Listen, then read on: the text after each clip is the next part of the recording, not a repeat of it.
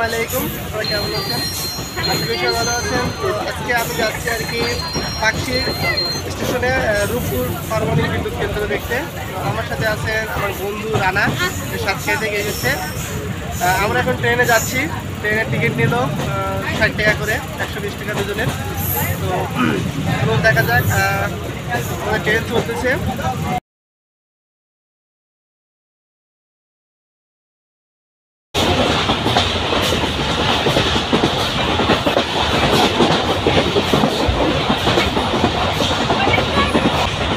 বন্ধু, কি অবস্থা বন্ধু?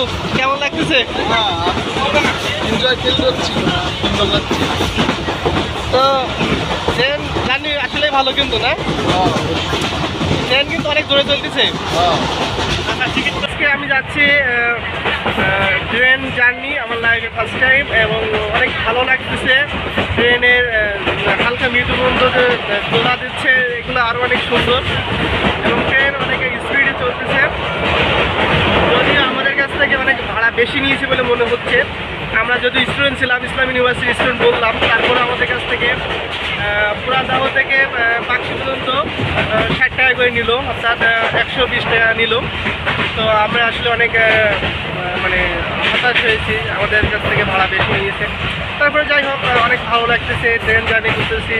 আমার বন্ধু সাতক্ষীরা থেকে এসেছে বেড়াতে আমার এখানে, তাকে অনেক ধন্যবাদ আমার পক্ষ থেকে। এবং আমরা আজকে যাব রূপপুর পারমাণবিক বিদ্যুৎ কেন্দ্র দেখতে।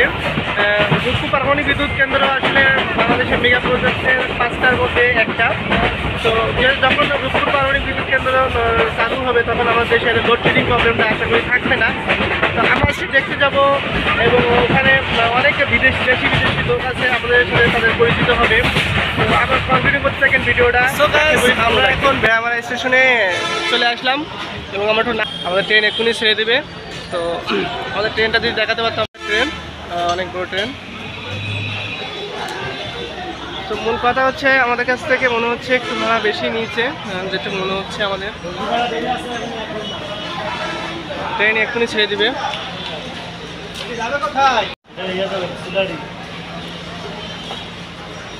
সিলাহাটি যেতে কত সময় লাগবে ভাই?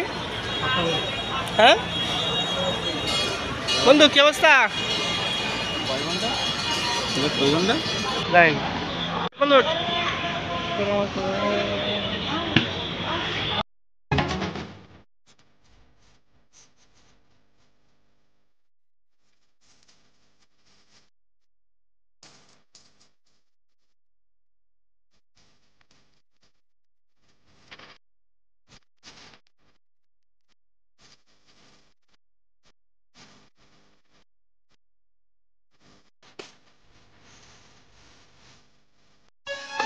যখন ছাড়ে থামে না রে।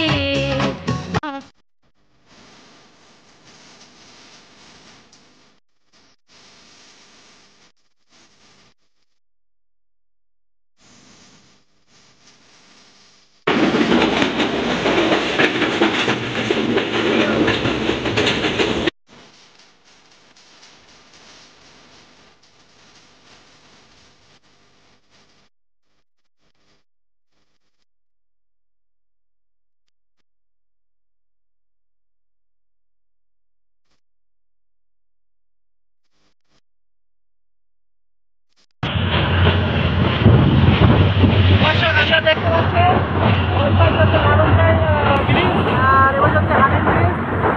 অসাধারণ একটা অনুভূতি হচ্ছে আমার।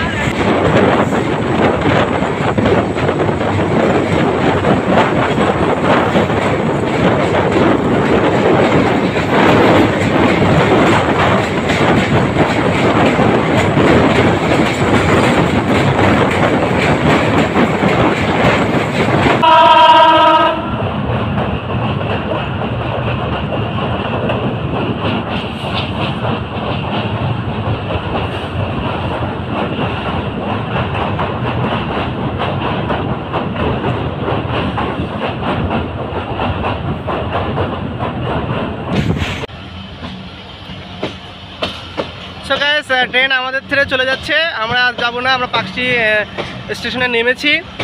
এখন আমরা যাবো আর কি রূপপুর পারমাণবিক বিদ্যুৎ কেন্দ্রের এদিকে। দেখা যাক বাকিটা কি হয়।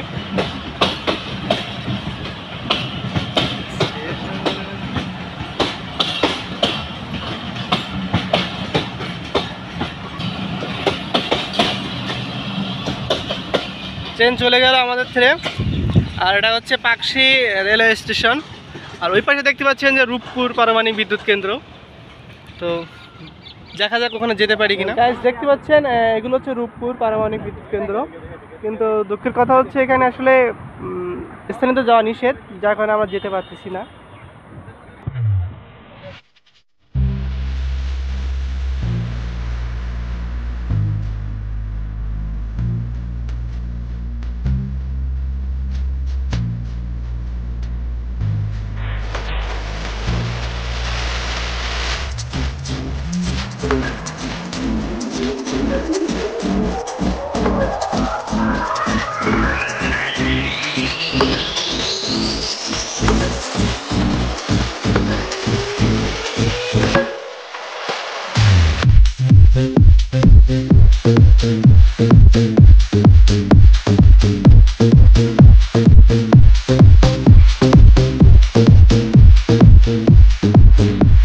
আচ্ছা, দেখতে পাচ্ছেন যে রূপপুর পারমাণবিক বিদ্যুৎ কেন্দ্র অনেক সুন্দর দেখা যাচ্ছে এখান থেকে।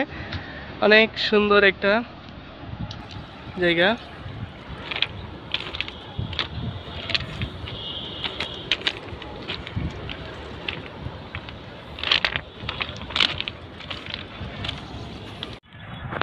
হ্যাঁ গাইস, আমরা এখন যাচ্ছি রূপপুর পারমাণবিক বিদ্যুৎ কেন্দ্রের দিকে।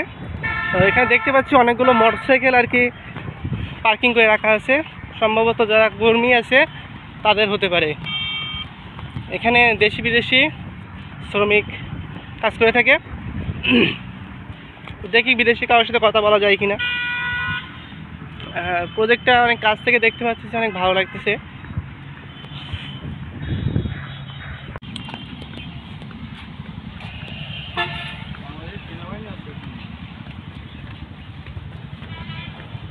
এখানে মোটরসাইকেল আর মোটরসাইকেল সব পার্ক করে রাখা হয়েছে। এপাশে ওপাশে চারিদিকে মোটরসাইকেল। আমরা দেখতে পাচ্ছি অনেকগুলো ফরেনার আছে। চলো আমার একটা কথা বলা যায় কি দেখি। সেলফি তুলবো হবে তো?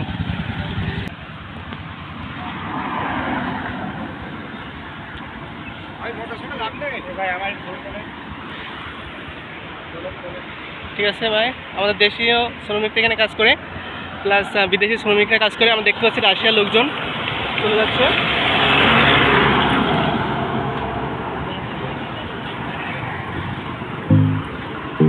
এখানে দেখতে পাচ্ছেন সব ফরেনাররা আছে, তারা আর কি এখন চলে যাবে হয়তো বা। এই যে এখানে মূলত রাশিয়া এবং ইউক্রেনের শ্রমিকরা আছে। High hi guys. So guys, এখন সময় হয়েছে বাসায় ফেরার। এখন আমরা ট্রেনের জন্য অপেক্ষা করতেছি পাকশি রেলওয়ে স্টেশনে। আর কিছুক্ষণ পরে আর কি ট্রেন আসবে। তো আমরা সেই সময় অবধি অপেক্ষা করতেছি। আমার সাথে আছে আমার বন্ধু, এখানে অনেক লোক অপেক্ষা করতেছে। তো ট্রেন আসুক, আমরা আর কি বাড়ি যাব। অনেক এনজয় করলাম, ঘোরাঘুরি করলাম। ফাইনালি ট্রেন চলে আসছে।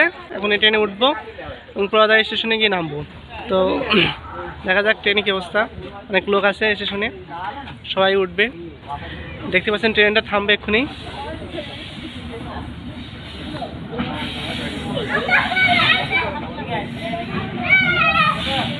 ট্রেন আসলে আর কি একটু দূরে সরে যেতে হয়, কারণ ট্রেনের